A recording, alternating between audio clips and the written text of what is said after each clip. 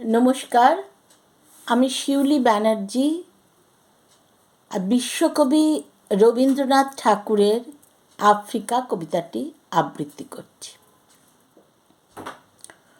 উদ্ভ্রান্ত সেই আদিম যুগে স্রষ্টা যখন নিজের প্রতি অসন্তোষে নতুন সৃষ্টিকে বার করছিলেন বিধ্বস্ত, তার সেই অধৈর্যে ঘন ঘন মাথা নাড়ার দিনে রুদ্র সমুদ্রের বাহু প্রাচী ধরিত্রীর বুকের থেকে ছিনিয়ে নিয়ে গেল তোমাকে আফ্রিকা।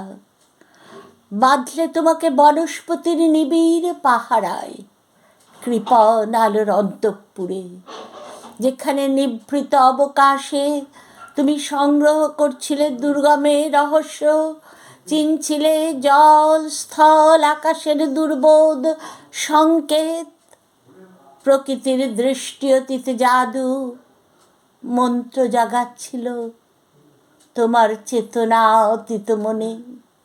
বিদ্রুপ করছিলে ভীষণকে বিরূপের ছদ্মবেশে, শঙ্কাকে চাচ্ছিলে হার মানাতে, আপনাকে উগ্র করে বিভীষিকার প্রচণ্ড মহিমায় তাণ্ডবের দুন্ধুবি নিনাদে।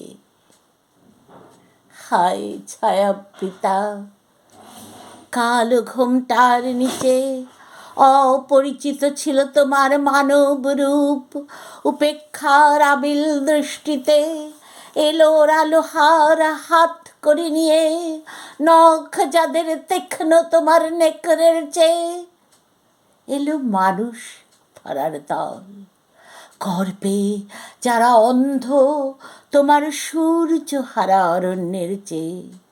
সভ্যের বর্বর লোভ নগ্ন করল আপন নির্লজ্জ মানুষতা, তোমার ভাষাহীন ক্রন্দনে বাষ্পাকুল অরণ্য পথে পঙ্কিল হলো ধূলি তোমার রক্তে অশ্রুতে মিশে। দস্যু পায়ের কাটা মারা জুতোর তলায় বিভৎস কাদার পিণ্ড চিরচিহ্ন দিয়ে গেল তোমার অপমানিত ইতিহাসে। সমুদ্র পাড়ে সেই মুহূর্তেই তাদের পাড়ায় পাড়ায় মন্দিরে বাজছিল পুজোর ঘণ্টা, সকালে সন্ধ্যায় দয়াময় দেবতার নামে। শিশুরা খেলছিল মায়ের কোলে, কবির সঙ্গীতে বেজে উঠেছিল সুন্দরের আরাধনা।